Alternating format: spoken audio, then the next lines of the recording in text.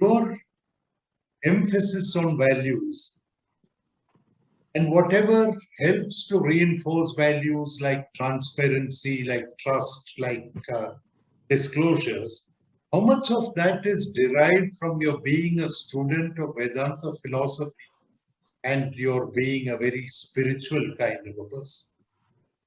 Oh, that's very a difficult question. In the sense,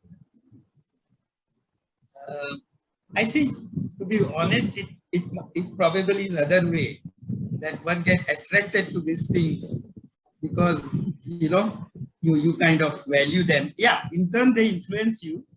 But my interest in spirituality, of course, started at the young age of 23 with a reading of, I don't know whether you have heard Mr. J. Krishnamurti, very well known philosopher. He didn't like to be called philosopher, but and that did have an impact at one level.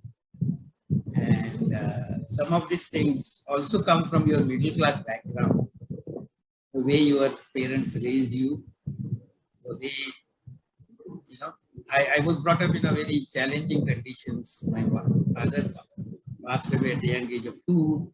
My mother had to work hard in a government service, which was paying some small salary. And one day she came and she was crying kind of alone. So I said, I was very young, 12, 13 years. So she said, why are you crying? She said, no, somebody came and offered me money to do some work, she said, in the government. What is this happening? And, so those are the instances which kind of influence you, in a life. So some of these values come probably from your parents and, so all that part happens. Sorry to sidetrack this. No, I think it's very, very valid to know where these come from. You contributed to higher education by setting up 2 institutes in both your alma maters. IIM Ahmedabad as well as IIT Bombay, where you did your IIT Bombay, where you did your postgraduate training. Yeah. So there are some very illustrious alumni who write out checks because they can afford to write out. But in your case, it's not about writing out checks.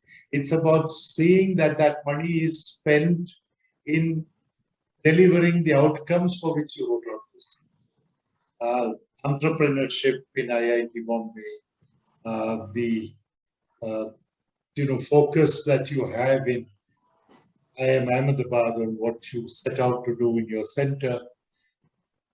So is this in some sense you're feeling that those who are placed as you are in a position of, let's say, comparative prosperity have to do something so that more and more Ashank Desais come up from within the system and create wealth?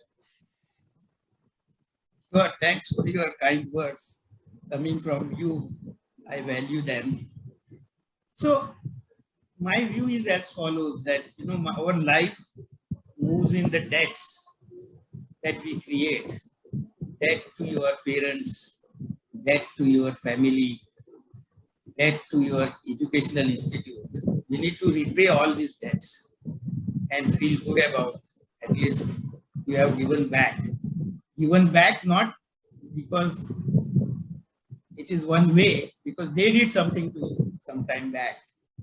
And IIM and IITs made that difference to me. I am here because of that, honestly. I am talking to you today because of that background of IIM, IIT and other things. So to me, it was kind of paying back that debt in a small way.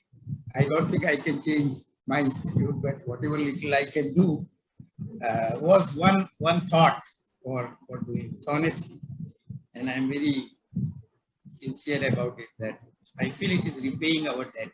Yes, if it helps and creates a good example, that anyway is a great thing, because then more donations would happen. So setting as an example is, of course, good, and that helps.